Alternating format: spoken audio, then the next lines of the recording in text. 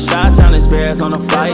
Let me go tune in to Keek on the mic. He gon' make sure we get our news and highlights. When you get on YouTube, you better hit the likes. Hey, what's going on, Bears fans? Thank you so much for joining me for another episode of Keek on the Mic, the podcast all about the Chicago Bears. As always, if you're new to the channel, make sure you hit that subscribe button and the notification to catch all Bears content right here on the podcast.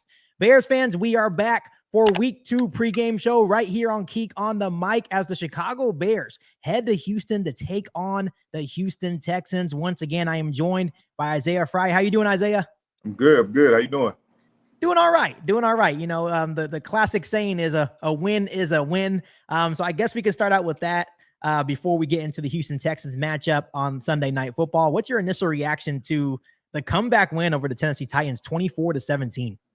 That was a great win for them. The way in the fashion that they won it was fantastic. I think in the situation last year, you would have seen the team lay down and fold and take the L and go home.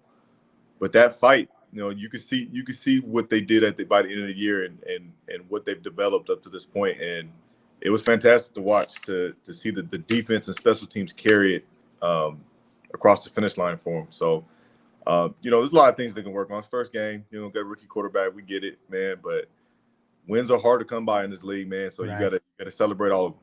Right. They're not always going to be pretty. Even when you look at one of the best teams in the National Football League and the Kansas City Chiefs, they win a lot of ugly games. And I think that's what separates, you know, the great teams from the good teams, right? I'm not saying the Bears are a great team quite yet, but these are games that a couple of years ago, they would have lost, right? And I think the culture that has been built by Ryan Poles and head coach Matt Eberflus is a huge reason why they're able to come together through adversity in the first half and storm back. And, you know, sometimes it takes a special play by a special teams player or a big defensive possessions as well, you know, to really pick up a struggling offense and get a huge win. So I think it is a testament to the Bears culture for sure. Absolutely. I think, you know, and this goes back to last year. I think the good thing about Eberflus, man, he's really good at in-game adjustments at halftime, and it showed. Right, They didn't score a point in the second half, I believe. Right? No, they did not. Yeah, no. Yeah, that's fantastic, man. So, Bears fans should be very excited about that. That was good to see. Yeah, and it makes you think, really consider is that, you know, this was the expectation, you know, from the Bears offense to kind of maybe start off slow. Maybe not that slow, but we knew the Bears defense was going to come out ready to play. And they definitely showed why they have the potential to be possibly a top 5 defense as soon as this year. But it really starts to get you thinking, Isaiah, is that once the offense and Caleb Williams gains that momentum and catches up to speed, this Bears team can be a true threat, not only within their own division, but I feel like in the NFC as well. Absolutely, man. All the pieces are there. It's just connecting the puzzle now, and I think once this offense starts to get rolling, like you said, man, it's gonna be a good sight to watch. It's just gonna take some time, you know. Got a rookie quarterback, new coordinator. Offense always takes a while to get going and get hitting full running. So just sit back, relax, and be fine. It's gonna be fine. And you know, I seen some good things from Caleb, even though offense didn't perform the way, you know, everybody would like them to, but he still has some good moments in there that we can hang our hat on. Well, you know, it doesn't really help when, you know, a guy like Keenan Allen that usually catches those touchdown passes, 100 or 90, even 90% of the time, he drops a touchdown pass, right? And of course, once again, Isaiah, I don't know how many times we have talked about the center position for this offensive line. Once again, Coleman Shelton, man, it is a totally different story. And it's like, can the Bears ever get that position right? There's actually a clip of Coleman Shelton getting ran over by a linebacker, like literally just demolished, you know. And those are things where when people are like, oh, Caleb Williams did this, Caleb Williams did that. It's like, did you watch the same game? When you have constant pressure coming up the middle right in your face, it makes it really hard to play good in NFL as a quarterback. Yeah, absolutely. I think, you know, I don't care who's back there, man. Patrick Mahomes, Aaron Rodgers, I don't care. You got no time to throw, man. You're not going to be good. You're not going to be good in that moment, let alone being a rookie quarterback in your first start ever. So, yeah, they need to patch that up a little bit. And I trust they'll fix it. I do. So moving forward for you, Isaiah, you know, now that you've been a coach, even though you've been a defensive coach, but like, what would you do as an offensive coach to kind of get Caleb Williams in more of a rhythm? You know, I think last week we talked about how Caleb Williams said that he doesn't get nervous for these moments, right? But it looked like he looked a little bit antsy, a little bit nervous There were some throws that I think he wished he could take back. I think there was a wheel route to Keenan Allen where he was wide open, maybe for a touchdown there early in the game. What would you do as a coach to kind of get Caleb Williams more comfortable in a rhythm? I actually would have established the run game more. They had some success running it with Swift, and I felt like they went away from it a little too early and started to rely on Caleb a little too early. So Right. I think if I'm the coordinator for that team, I'm initiating our run game early, so that opens up the play action pass. And Caleb is really good in the pocket. He did a good job in the pocket in the game too. Right. Like times where he evaded some people in the pocket where he could have got sacked. So establishing the run game, getting the play action pass game down, I think they'll be good. Right. I think I saw a little bit too much hero ball, or at least trying to do hero ball from Caleb Williams. I don't think it was all his fault. I think, with the offensive line not really blocking it consistently as we think they can. Right. And maybe a little bit of the play calling could have been more catered to get those easy rhythm throws. And then a lot had to do with maybe his playmakers not consistently catching the ball for him as well. Makes it tough on a young quarterback as well. But I think moving forward, we can, hopefully see a more effective offense and maybe get Caleb Williams more into a rhythm. So let's go ahead and move on to the week 2 matchup against the Houston Texans on Sunday Night Football. This is a scary matchup, Isaiah. So go ahead and give me your initial thoughts on this matchup against the Texans in week 2. You called it. It's going to be tough. I'm not going to sit here and sugarcoat it and act like, we got to win. Like, no, this is going to be a hard fought game. And if they're to win this game, man, they're going to have to grind it out. Offense is going to have to perform light years better than they did last year. There's just, they got one of the best quarterbacks over there in the league right now, and he's still balling from last year. So, offense has to figure it out and figure it out quick if they want to get this win. So, it's going to be interesting to watch on Sunday how this game plays out and how the offense performs.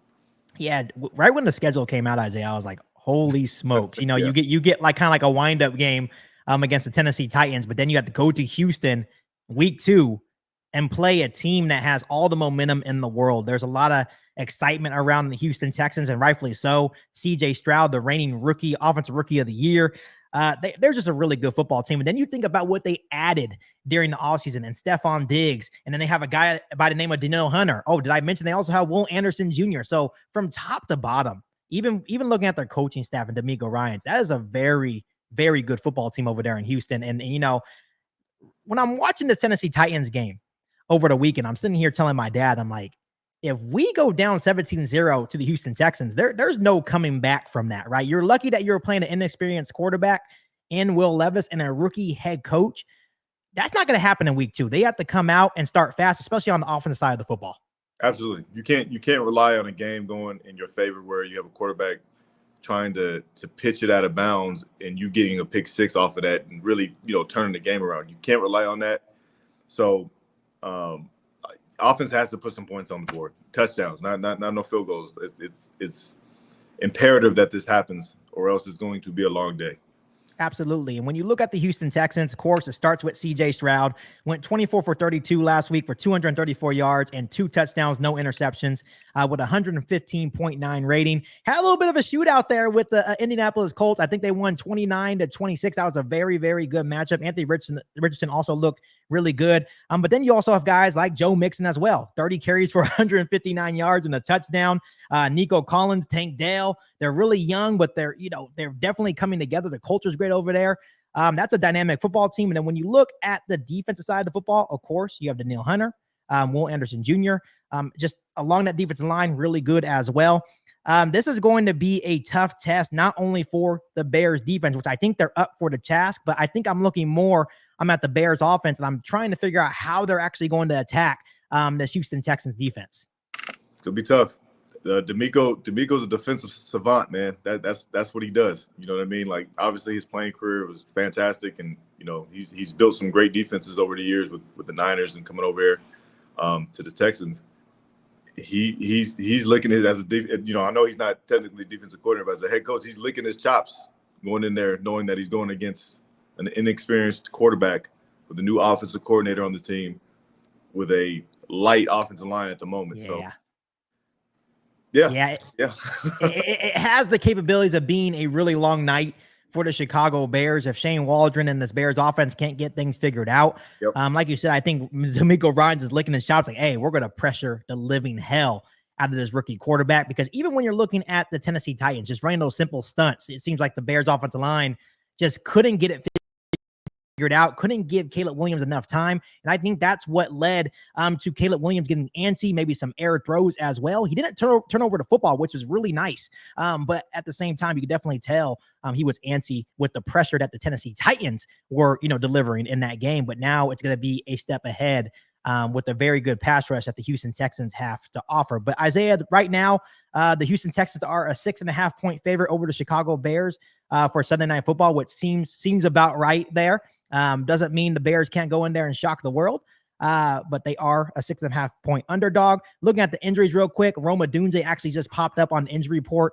He actually has a sprained MCL in his knee while blocking during the Tennessee Titans. Jacob Martin is obviously on IR, so those are some injuries to note. And then, of course, you have to still think about Keenan Allen's heel. He was limping. DJ Moore also went to the medical tent during the Tennessee game as well. But those guys should be okay. But that's definitely something to look at. Rome Odunze is probably going to miss a couple of weeks, so he probably will not be available for this Houston Texans matchup. So, Isaiah, let's go ahead and look at some key matchups for this Week 2 Sunday night matchup against the Texans. I'll let you start it off. First matchup, the one I'm very, very excited to see is the Bears defensive backfield versus Texans receivers. That's get your popcorn ready. I'm trying to watch.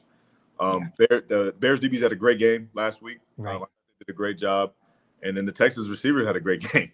Yeah. And you got CJ Stroud throwing that rock, man. It's gonna be interesting to see who wins those one-on-one battles when they come about. So I'm interested to watch that matchup right there. Once again, we talked about it last week.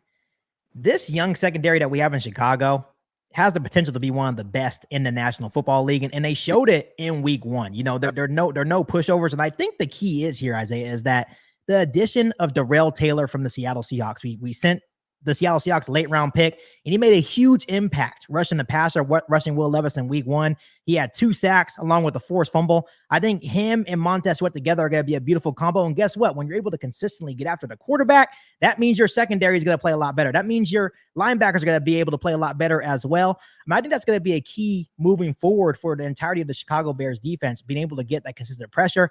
I know that's what Matt Eberflus leans on, is that pressure from his front four. And they did a really good job against Tennessee, even with Javon Dexter getting pressure on Will Levis as well. Oh, absolutely. I thought the defense played well. I mean, even the first half, they had their miscues and whatnot, but they came out that second half with their heads on fires and just lit it up. DBs too, man. They did a great job just knowing exactly where to be and then making the plays when they came to them. Not doing too much, not doing, overly doing your job, just doing your 111th. And I think, if they're able to just do that for the rest of the season, man, I personally agree with you. I think they can be one of the top 5 in the league. Yeah. And to go on record, I have 2 fantasy football leagues. I drafted both of them. In both of those leagues, I drafted Chicago. For my Absolutely. Defense. Same here. Bears defense is my fantasy defense. Absolutely. Yep. Absolutely. I totally agree with that. And, personally, one of my key matchups in this game, it's going to be on the opposite side of the football. It's going to be Bears offensive line versus the Texans defensive line. I just think that they have to give Caleb Williams more time, starting off with Coleman Shelton. Nate Davis even came out the field here and there, and Ryan Bates filled in at that right guard position. I think it shows that the Bears maybe getting a little bit irritated with Nate Davis, maybe losing a little bit of patience. But that interior of the offensive line, and we talked about it, is a real struggle for the Chicago Bears. I'm not sure if changes are going to be coming. Maybe you put Ryan Bates at the center position. Maybe you can put Nate Davis back at right guard. I think our tackles are set with Braxton Jones and Darnell Wright, but it's just that interior that kind of scares me, maybe outside of Tevin Jenkins, but they need to figure out what they're going to do with the center and right guard position. But then once again, you're going against Danielle Hunter. You're going against Will Anderson Jr., right? Those are 2 guys that can make this game a living hell for Caleb Williams. And we don't want our quarterback running for his life. That's something that we hope that Ryan Poles in the Bears organization were able to fix, but we're still seeing the same issues on the interior offensive line. Absolutely. I couldn't agree with you more. To Tennessee's credit, and you called it before the game, they're a lot better than, people think, especially that D-line. They got some guys that can get after the quarterback. So I think it was a good test for Chicago's offensive line. And, I don't think they passed, but, it's good to see what deficiencies they have and what they need to work on. But to kind of piggyback onto what you're saying, Tennessee's D-line is really good. Yeah. Houston's D line's even better. So yeah, that's a nerve. Yeah, that's what makes me nervous. Yeah. yeah. So it has to be fixed, and it has to be fixed fast.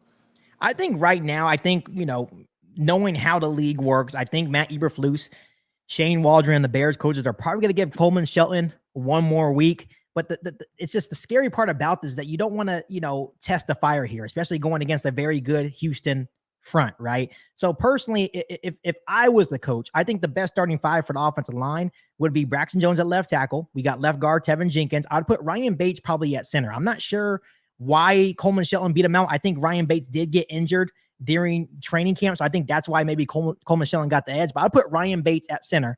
Then I guess I would trust Nate Davis at right guard and, of course, Darnell Wright at right tackle. I think that is the best five that gives us the best chance to maybe, give Caleb a chance to actually get him in a rhythm. And I think that's the big thing, is that's why he looks sporadic. That's why he was making those error throws. That's why he didn't look comfortable, because they couldn't get in a rhythm because of the pressure he kept receiving because of the inability of this offensive line. Absolutely. And, and like I said earlier, man, to negate that, get him rolling out, man. Play action pass. Like that's, he's really good at throwing on the run. Establish that run game, allow him to get outside the pocket and make plays. And, there was one of them where he actually did and got a first down, I believe. Maybe he was in the pocket and he just scrambled. But that being said, he's a good guy to get outside the pocket and make plays. Right. I think that's the way to go moving forward until you do fix that interior offensive line. Right. And the play you're referring to, he rolled out to his right and he threw a dart to DJ Moore along the sideline. And those are the plays that he's comfortable making, right? Right. You don't want to do it all the time, but I think as of right now, because of the offensive line kind of struggling a bit, especially on the interior, those are the plays that you need to make or need to have, right? So, and I know that Shane Waldron was trying to do those quick screens to DJ Moore, but even those weren't working. Nothing was being blocked right. Nothing was really being executed right. But I think that has to do with the offense trying to catch their footing. It's just one of those things. How many weeks is it actually going to take? I know I asked my dad that question. He said about 4 weeks. How long do you think it's actually going to take the offense to catch their footing here? It's going to be a minute, man. I'm going to be honest. It's going to be weeks. It's going to be about 4 or 5 weeks to tell them this, until you see something where you're like, okay, these guys can be special. But I think what happens in this league now is we put too much pressure. Like, Nick, like I said earlier, like a couple podcasts ago, Nick Saban said it best. We put way too much pressures on these right. Man. It's not plausible for us to think that they can come in and dominate the way that we think they should, because we've seen anomalies like CJ Stroud, or back when I was playing, you had Russell Wilson, who wasn't even dominating. He kind of was just managing the game at that moment in his career because he was a rookie. So you just can't expect him to go out there and dominate yet. He has to see too many snapshots for him to get in his computer and the computer's brain, and then once those start to relay the message in his head, then the game starts to slow down for him. Right, and these are two good early tests. Once again, you start off with Jeffrey Simmons and Harold Landry, and then of course now you're playing Will Anderson Jr. and Danielle Hunter. So these are two good early tests for Caleb Williams to get better. If you're able to escape with wins, that's even better, right? So I'm happy for Caleb, but at the same time, I just don't want him to get hurt because of the inability of our offensive line, right? So we'll see what happens in week 2. Hopefully have a better game plan in place. I think Shane Waldron will make some adjustments. I think there will also be some adjustments along this offensive line, but we'll find out when Sunday night comes in Houston. So Isaiah, let's go ahead and move on to our X factors. And once again, I'll let you start off here. X factor for me is Nico Collins. He had a great game last week, and I think he will for the Texans. And then for the Bears, for me, it's got to be Caleb again, man. I think he has to go out there and not dominate, but he needs to be efficient. And what I mean by efficient is making the drives longer, getting in the end zone when you have the opportunity, when you get into the red zone, and making sure that you come away with points every single time you get an opportunity. Right. I like that. I think for me, just rolling off your point, Nico Collins, really good player, really good young wide receiver for CJ Stroud. They definitely have a really good connection. Like you said, last week had a really good game against the Indianapolis Colts, 6 catches, only dropped the ball once, 117 yards, 19.5 yards per catch.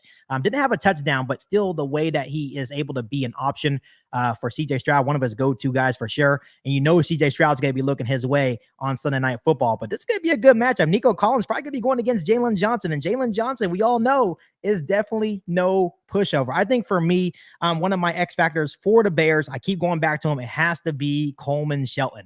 Mm-hmm. Coleman Shelton, the center position, can really make your offensive line look terrible. Once again, going back to some film, there was a play where the Titans ran a simple stunt.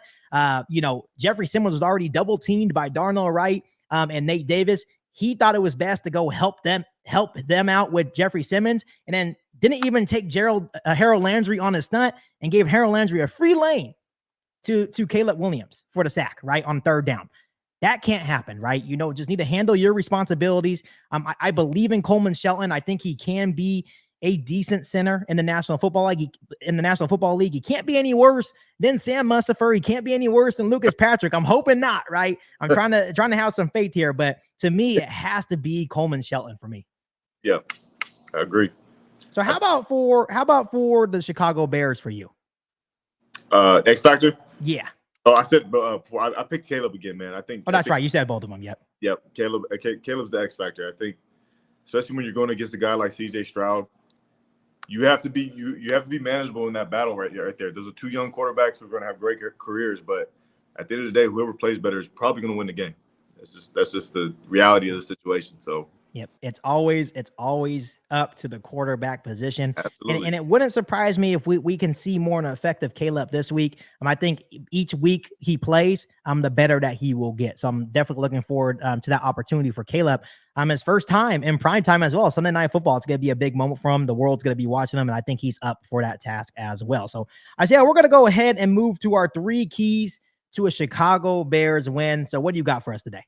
My first key is to establish the run game. I said it 3 times already. Establish the run game, get Swift out there, managing the game, and then taking a lot of pressure off of Caleb, and then allow him to move outside the pocket to make some better throws that are a little bit more comfortable for him in this moment at his career. Okay, I like that. And going off your point with DeAndre Swift, you said it seemed like they went away from the run game last week against Tennessee Titans, only 10 carries for 30 yards. I think it had a lot to do with it possibly just not working because the offensive line, even the run blocking, just wasn't effective. But still, you can't go away from the run, especially when you have a young quarterback. I think that's going to be important in this game.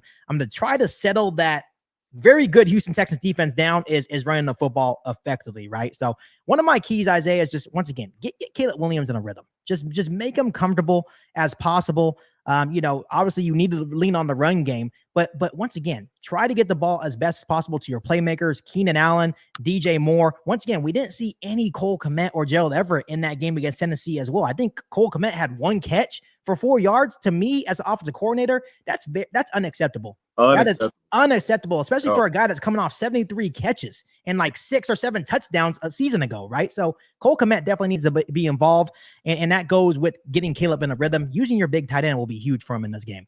I couldn't agree more. I failed to mention that as well, but that's unacceptable. Cole Kmet and Gerald Everett, like Gerald Everett's a guy too. Like you got 2 guys back there right, that can go out there and get open whatever they want and just body people. So that's not good by Shane, man. You got to get those guys involved. Yeah, and I remember when we were watching the game, my dad, because when you're a fan, you're yelling at the TV, acting like they can hear you. He's like, Shane, I thought you liked two tight end sets. Right. I don't think I saw one the whole game. No 12. So it makes me want. It doesn't make sense to me. In Seattle, when you turn on the tape, he ran a whole bunch of 12 personnel, 2 tight end sets. Yep. We didn't see it maybe once or twice against Tennessee. I think right now it's not rocket science. We're not sending people to the moon here, right? No. He, in my opinion, if we're giving a grade on Shane and some what we're saying, he relied on Caleb way too much. Right. He was trying to rely on Caleb, and you cannot do that with a rookie quarterback. Not right now. Nope. No, not at all. Especially when you got all these other pieces around you that you use and that's another discussion for another day. But yeah. Right. Yeah. Of course, there's high expectations for Caleb Williams, but not the very first game. No. Not the very first game. That will come. Once Caleb Williams gets comfortable, we hope that he can be that guy that can take over football games, right? But in his very first game, He should have been leaning on Cole Kmet, Gerald Everett, right? DJ Moore. Yeah. Even DJ Moore only had 5 catches. Yeah. And to me, I think he could have been way more involved in this game. You know, the play I didn't like, you kind of said it, is they ran a quick screen to DJ, and then they had DeAndre Carter blocking for him. So it's like, what are we doing right there? Like, why isn't Gerald Everett in there at that moment, or Cole Kmet, or somebody? You know what I mean? Like, there's certain things where the play could have been more successful if you got a guy that's, you know, just in the right spots at the right time. But those will be ironed out. Yeah. Even on these little 3rd and 1s, Isaiah, it was crazy that, yeah, you know, we're running the football. I get that, but there was no Kari Blasting game, no tight ends. They had DeAndre Carter on the edge trying to block. One of these, you know what I mean? It just doesn't make sense. Like I said, I have never coached the game of football in my life, but I just know that doesn't make sense. I know enough about football knowing that's never going to work. It's not going to work, man. Get your big bodies in front of the block. That's football 101. So I still think Shane Waldron is light years better than Luke Getsy. But there definitely needs to be some adjustments, and it doesn't need to be that hard, especially when you have all this talent around you. Once again, I understand that Caleb Williams is an outstanding talent, but use the playmakers around him. I think that will help Caleb Williams be more comfortable on Sunday against the Houston Texans. So here we go, Isaiah. Score predictions for Sunday Night Football in Houston, Bears Texans. Take it away. You know, I hate to do this, man, but I like to be honest. I don't think we're coming out with a victory this week. I think the score is going to be 27-17, Houston. I love the suspense, like the long pause before you gave that prediction. Like you had to do like a little sigh and everything. Like I'm in sales now, man. That's a sales tactic. You gotta. Yeah. So Isaiah has 27-17 Houston. You know, I want to go back to last year. Every single time, and it always worked. It seemed like every single time Isaiah picked against the Bears, they won. Yeah. So maybe it's a little tactic from Isaiah's point of view to get a big win on Sunday Night Football in Houston, right? I'm doing y'all a favor, man. Trust me. Doing all a favor. Yep.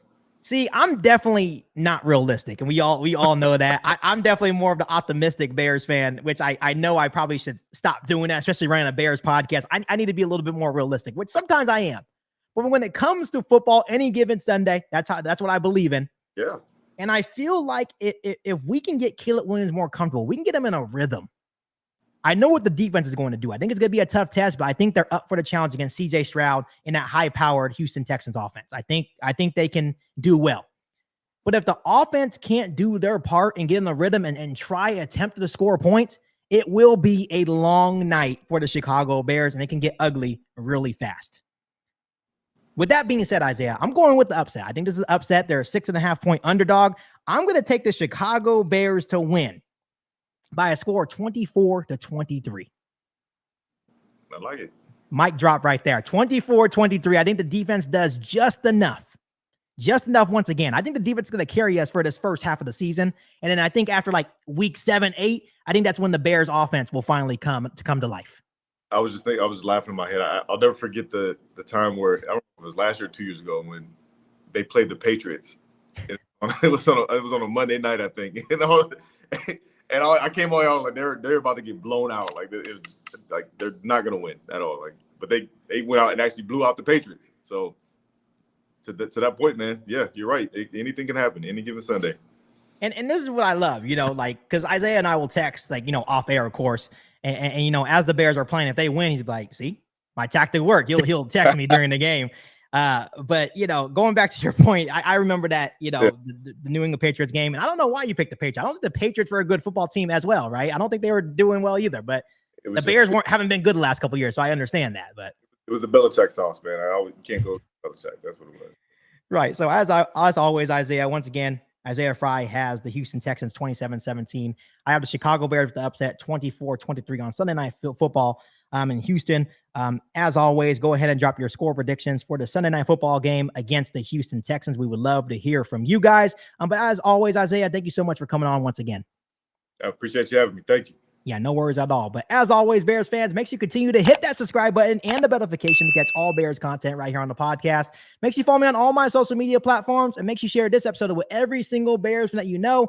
But other than that, be back for an all-new Bears podcast right here on Keek on the Mic. Thanks, guys, and as always to you, bear down. You ain't bout it, you ain't bout it, you ain't Keek on the mic. You ain't bout it, you ain't bout it, you ain't Keek on the mic. You can go and subscribe, cause I be on it right. You ain't bout it, you ain't ain't bout it, you ain't kick on the mic.